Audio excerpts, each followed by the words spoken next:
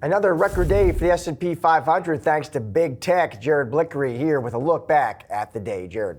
Josh, it is all big tech, and let's take a look at how mixed this market is.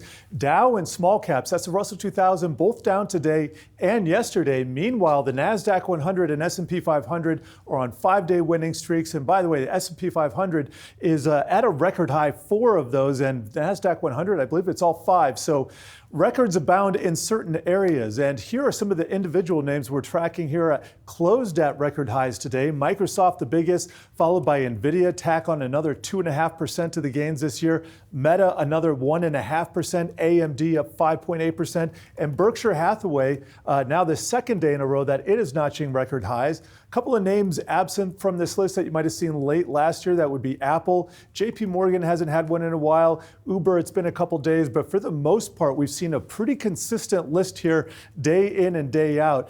Really, I've been saying it's kind of a broad swath, but mostly it is centered in the tech sphere. And we do have some other examples. We got Chubb, for instance, up 0.5%. So we got some financials, we got some insurance companies, and also General Dynamics. That's up 4.74%.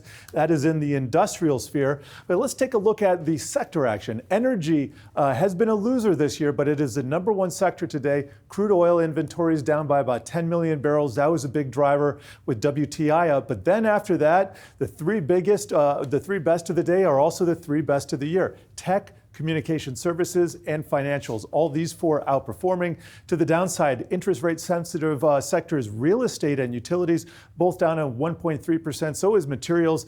And then staples also heading lower. But just take a look as I close here. The Nasdaq 100, again, Apple and Tesla kind of drags here. But for the most part, we got a green board, especially with the mega caps.